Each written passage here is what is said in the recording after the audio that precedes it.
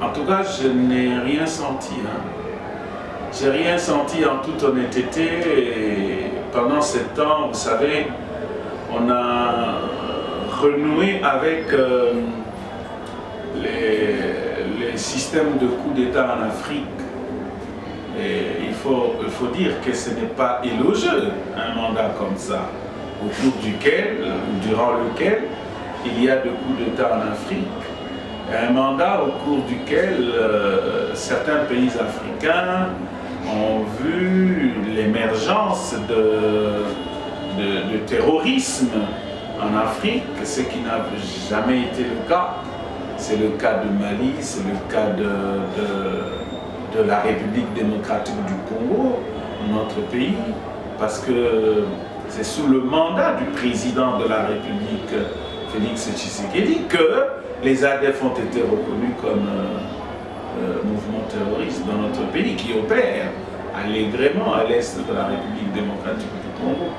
Et c'est dire que le mandat du président Félix à la tête de l'Union africaine ne nous a pas donné des événements heureux qui pouvaient retenir l'attention ou la mémoire collective du peuple africain. La politique la politique de genre n'a pas encore fait, c'est un combat, n'a pas encore fait beaucoup d'avancées en Afrique. Nous ne sommes que au niveau de 30% que réclament les femmes ou 50%. On n'est pas encore allé plus loin, vous savez. Et si le président de la République, lors de son mandat en tant que président de l'Union africaine, a tenté de relancer cela en Afrique, c'est une bonne chose, mais il faut reconnaître que ça n'a pas encore donné d'effet positif. Non seulement ça, dans le Sud Kivu aussi, il y a eu de massacres. C'est pour vous dire que le tableau que vous venez de peindre, il est sombre. Et ceci montre à suffisance que le régime en place aujourd'hui ne joue pas pleinement son rôle et ne donne plus l'espoir au peuple congolais, tel fut le cas après les élections de 2018 et surtout lors de la prestation de serment du président de la République. Le président de la République a promis de réinstaurer la paix dans notre pays. Il faut dire que la République démocratique du Congo aujourd'hui est loin de voir le bout du tunnel pour voir cette paix. La paix est en train de s'éloigner du peuple congolais. Et la paix est dans tous ses aspects. La paix sociale, la paix sécuritaire, la paix alimentaire, la paix financière. Et donc nous sommes, à dire vrai, un pays aujourd'hui en insécurité. Et l'insécurité, comme je le dis, sur tous les plans. On ne peut pas passer des lustres en train de dire le régime passé, évoquer le régime Kabila. Oui, je comprends, beaucoup de gens évoquent le régime Kabila parce que j'ai toujours dit que Kabila fait l'histoire de la République démocratique du Congo. On ne peut pas ne pas parler de lui. Mais la responsabilité républicaine aujourd'hui, lorsqu'on assume les rênes du pouvoir, on ne peut pas trouver d'excuses. On ne peut pas avoir de prétexte que le régime Kabila a laissé ceci et nous avons hérité de cela. Voilà pourquoi nous ne sommes pas en mesure de faire de choses. Tout de suite, on vient de voir avec vous, du haut de cet immeuble, la route de Victoire qui est jonchée d'immondices de manière incroyable. Et la route est dans un état exécrable, insupportable. Et on va dire, c'est l'héritage du régime Kabila. Non. Lorsqu'on assume les responsabilités, on doit aller jusqu'au bout qu'on arrête ces faux prétextes de dire on a hérité de Kabila, l'insécurité, etc., etc. C'est dire qu'on est tout simplement, au lieu de reconnaître son incapacité à donner de l'espoir au peuple congolais, à donner des solutions au peuple congolais, on dit, c'est comme pour dire, ce n'est pas notre faute, c'est la faute de Kabila. Non, ce n'est pas nous, c'est Kabila. Mais pourquoi vous avez pris le pouvoir? Il fallait laisser le pouvoir à ceux qui pouvaient bien le gérer mieux que vous. Vous avez donné de l'espoir aux gens, et aujourd'hui, à la place de l'espoir, c'est les désespoirs. Prenez votre micro-baladeur, passez à travers le riz de Kinshasa, demandez à chaque citoyen congolais.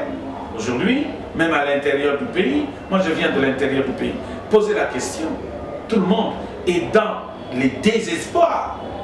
Il ne faut pas qu'on se complaise dans les bureaux climatisés ou dans des voitures climatisées ou avec gyrophare pour dire tout va bien. Non, peut-être le bruit de ces sirènes, de ces gyrophares est en train de boucher les oreilles des dirigeants politiques dans notre pays aujourd'hui, et si bien qu'ils n'entendent plus les pleurs et les cris du peuple congolais pour dire que tout va bien. Lorsque les bruits de ces sirènes, de ces gyrophares bouchent les oreilles des autorités, et les autorités disent tout va bien, tout marche bien. Non, la responsabilité ici veut que le régime du président Félix Tshisekedi reconnaisse que les choses ne marchent pas. Sur tous les plans, je ne vois pas un seul domaine où ça marche en République démocratique du Congo aujourd'hui. Je mets quiconque à défi de me prouver par les textes qui nous régissent, en l'occurrence la constitution de notre pays, dans une de ses dispositions, ou une des lois de la République démocratique du Congo, qui interdit à Joseph Kabila, parce qu'il est ancien président de la République, aujourd'hui sénateur à vie, d'être candidat président de la République un autre jour. Est-ce que quand on est sénateur à vie, ça veut dire que ses droits civils et politiques sont confisqués? Non. Ça veut dire qu'il a le droit d'être éligible. Joseph Kabila est éligible parce que ces droits-là, ni la Constitution, ni aucune loi de la République ne lui enlève. En droit, on dit ce qui n'est pas interdit est permis. Pourquoi? Si ce n'est pas interdit à un sénateur à vie de poser sa candidature expressis verbis dans la Constitution ou dans une loi, ça veut dire que Joseph Kabila a le droit d'être éligible et de se porter candidat. Si seulement il veut lui-même être candidat, si sa famille biologique le veut, si sa famille politique le veut. Seulement, lorsqu'il aura gagné les élections, c'est à ce moment-là qu'il pourra être dans le cas d'incompatibilité. C'est que la Constitution interdit et les lois de la République interdisent.